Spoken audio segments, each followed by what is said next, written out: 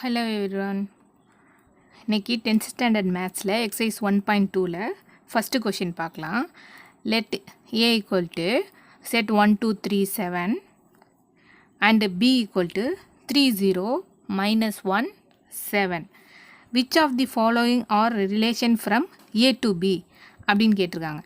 A to B என்னென்னா நம்ம வந்து ஏ கிராஸ் பி கண்டுபிடிக்கணும். ஃபஸ்ட்டு ஏ கிராஸ் பி கண்டுபிடிச்சிடலாம். ஏ டு பின்னு கேட்டிருக்காங்க, அதனால் ஃபஸ்ட்டு ஏ வரணும். A cross B. A cross B எப்படி கண்டுபிடிக்கிறது? ஏ செட்டு வேல்யூவையும் பி செட்டு வேல்யூவையும் மல்டிப்ளை பண்ணணும். மல்டிப்ளை பண்ணணுன்னா ரெண்டையும் சேர்த்து ஒரு ஆர்டர்ட் பேராக எழுதணும்.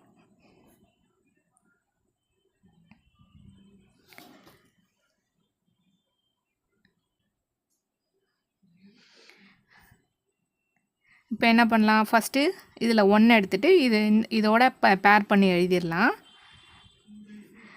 3 1 0 1 -1 1 7. நெக்ஸ்ட்டு 2 எடுத்துகிட்டு பேர் பண்ணி எழுதலாம். 2 3 2 0 2 -1 2 7. நெக்ஸ்ட்டு 3 எடுத்துகிட்டு எழுதலாம். 3 3 3 0 3 -1 3 7. நெக்ஸ்ட்டு 7 எடுத்து எழுதலாம். 7 3 7 0 7 -1 7 7.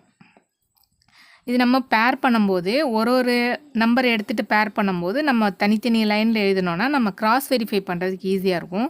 இந்த பாருங்கள், எல்லாமே 3 சேமாக இருக்குது. 0 1 3 இப்படி எழுதும்போது நமக்கு மிஸ்டேக்ஸ் வந்து ரெடியூஸ் ஆகும். நம்ம அதிகமாக மிஸ்டேக் பண்ண மாட்டோம். இப்போ ஏதாவது நம்பர் மிஸ் ஆகுதுன்னா நமக்கு ஈக்குவலாக வராது இல்லையா? அதனால நம்மளே ஐடென்டிஃபை பண்ணிடலாம், நம்ம கரெக்டாக எழுதியிருக்கோமா தப்பாக எழுதியிருக்கோமான்னு சொல்லிட்டு. அதனால் எல்லோரும் முடிஞ்ச வரைக்கும் ஒரு செட்டு பேர் பண்ணும்போது ஒரு லைனில் எழுதுங்க. நம்ம ஏம் கிராஸ் பி கண்டுபிடிச்சாச்சு. இப்போ ஃபஸ்ட்டு சப்டிவிஷன் என்ன கேட்டிருக்காங்க? R1 ஈக்குவல் டு 2,1 7,1 கேட்டிருக்காங்க. இப்போ ஃபஸ்ட்டு வந்து R1 வந்து ஏ கிராஸ் பிக்கு ரிலேஷனாக இல்லையான்னு இப்போ நம்ம எழுதணும். R1 வந்து ஏ கிராஸ் பிக்கு ரிலேஷனாக இல்லையாங்கிறது எப்படி சொல்கிறது? நம்ம இப்போ R1ஓட எலிமெண்ட் கொடுத்துருக்காங்கல்ல, செட்டு வேல்யூ, இது வந்து நம்ம ஏ கிராஸ் பி கண்டுபிடிச்சதில் இருக்கான்னு வெரிஃபை பண்ணணும். அதில் இருந்ததுன்னா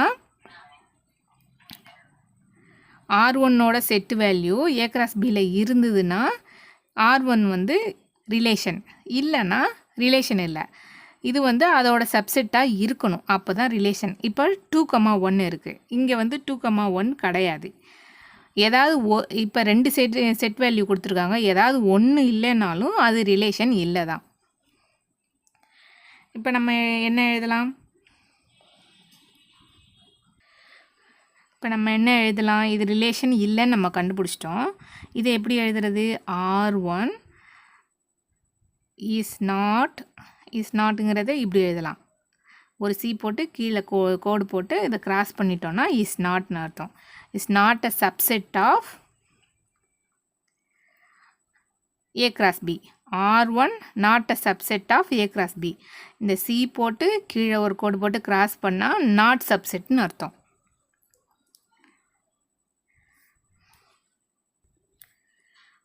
Therefore R1 is not a relation from A to B. இப்போ நெக்ஸ்ட்டு சப்டிவிஷன் என்ன கேட்டிருக்காங்க? R2 ஈக்குவல் டு -1, 1 கொடுத்துருக்காங்க.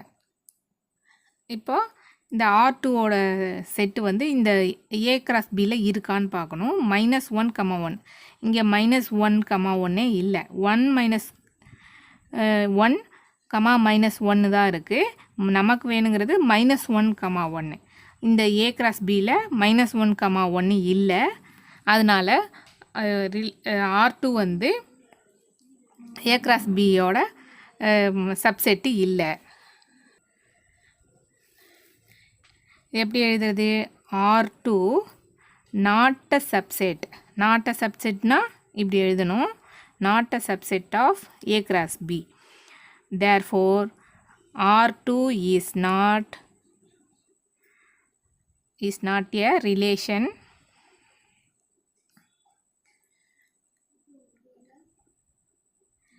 from A to B.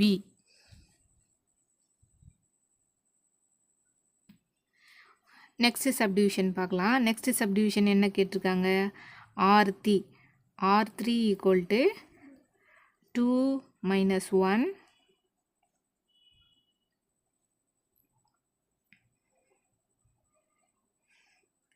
7 7 1 3. இப்போ இந்த மூணு பேரும் A cross Bல இருக்கான்னு நம்ம வெரிஃபை பண்ணோம். இப்போ நம்ம R3யை வெரிஃபை பண்ணுவோம். 2, -1 2, -1 இந்த இருக்குது. அப்புறம் 7, 7 இந்த இருக்குது. அப்புறம் 1, 3 இருக்குது. எல்லாமே இருக்குது. அப்போ வந்து நம்ம என்ன எழுதணும்? R3 is a subset of A cross Bன்னு எழுதணும். R3 is a subset of A cross B. Therefore R3 is relation from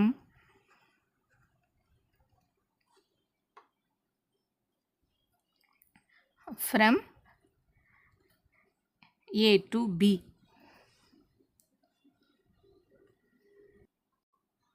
இப்போ நெக்ஸ்ட் சப்டிவிஷன் பார்க்கலாம்.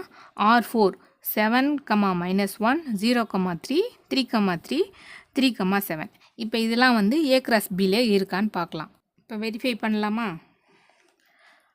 இப்போ நம்ம வெரிஃபை பண்ணலாம். ஃபஸ்ட்டு 7, -1 7, -1 இந்த இருக்குது. நெக்ஸ்ட்டு 0, 3 0, 3 இல்லை. ஒரு எலிமெண்ட் இல்லைனாலும் அது வந்து சப்செட்டு இல்லை தான். அப்போ வந்து நம்ம டேரெக்டாக எழுதிடலாம். மிச்சத்தை வெரிஃபை பண்ணணும்னு அவசியம் இல்லை. இப்போ இதை எப்படி எழுதலாம்? R4 is not a cross பண்ணணும். நாட்டுனா subset of A cross B. Therefore R4 is not a relation from A to B.